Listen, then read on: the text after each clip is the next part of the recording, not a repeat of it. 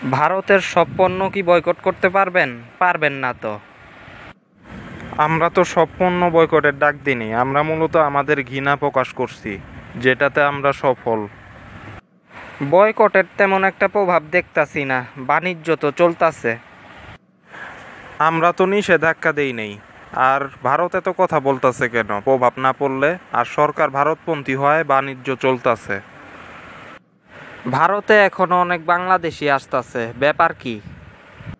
আমরা তো পণ্য বয়কটের ডাক দিছি, আসা যাওয়া নয়। ভারতের দালালরাই ভারতে যায়, বাংলাদেশে যারা আছে। অন্য দেশ থেকে কিন্তু বেশি দামে কিনতে হবে। ভারত কোন দুঃখে কম দামে দেয়? অন্যেরটা নিজের দেশের মাল বেশি দামে খাইতে পারলে অন্যেরটাও খাইতে পারবো। বয়কটে আসলে কিছুই হবে না, অন্য আন্দোলন করেন। কিছু না হইলে চুপ থাকেন, আর আপনারা অন্য আন্দোলন করেন, সেখানেও আমরা আছি। আপনার দেশে তো কিছুই নেই। থাকলে কি আর আন্দোলন হইতো? বিদেশি পণ্যের উপরে এর জন্যই আন্দোলন, যাতে কিছু হয়। আন্দোলন শেষ পর্যন্ত টিকবে তো? আন্দোলন যেভাবে সরাইছে, এই আন্দোলনের শেষ নাই।